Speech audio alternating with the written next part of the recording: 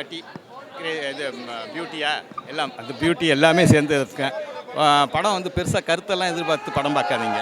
Entertainment நல்லா இருக்குது. அந்த 2.5 மணி நேரம் படம் ஜாலியாக என்டர்டைன்.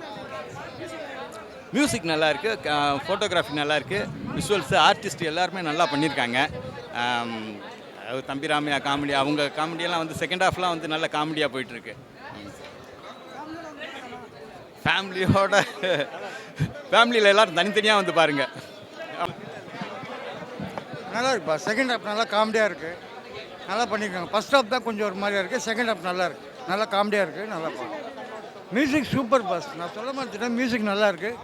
செகண்ட் சாங் சூப்பராக இருக்குது. 2 சாங் தான் இருக்குது, 2வது சாங் சூப்பராக இருக்குது.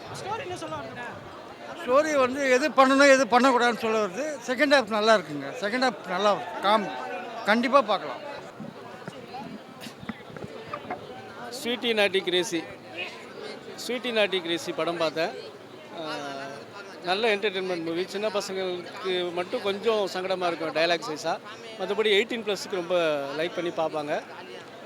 டைரக்டர் நல்லா பண்ணியிருக்காரு. இன்ட்ரோல் பிளாக் வந்து ரொம்ப நல்லா பண்ணியிருக்காங்க. எதிர்பார்க்க முடியாத ஒரு இன்ட்ரோல் பிளாக். ஸ்டோரி என்டர்டெயின்மெண்ட் தாங்க. இதில் வந்து ஸ்டோரியெல்லாம் நீங்கள் பார்க்கணும். ஒரு அடல்ட் என்டர்டெயின்மெண்ட் ஸ்கிரிப்ட் நல்லா பண்ணியிருக்காங்க. யூத்துக்கு ரொம்ப பிடிக்கும். காலேஜ் பசங்கள்லாம் ரொம்ப லைக் பண்ணி பார்ப்பாங்க. மற்றபடி ஃபேமிலிஸோ 18+ பார்க்கலாம். மியூசிக் ரொம்ப நல்லா இருக்குது. அருணகிரி நல்லா பண்ணியிருக்காரு. ஃபேமிலியோடங்கிறது வந்து அதான் 18+ பார்க்கலான்றப்போ ஃபேமிலியோட பார்க்கலாமான்னு என்ன அர்த்தம்?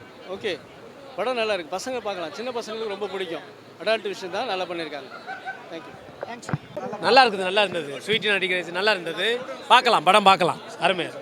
ஸ்டோரி வந்து ஒரு காமெடி தான். காமெடி ஸ்டோரி ஃபுல்லாக காமெடி தான் பண்ணியிருக்காங்க கடைசி வரைக்கும். ஹீரோ நல்லா பண்ணியிருக்கிறாரு, ஹீரோயின் நல்லா பண்ணியிருக்கிறாங்க.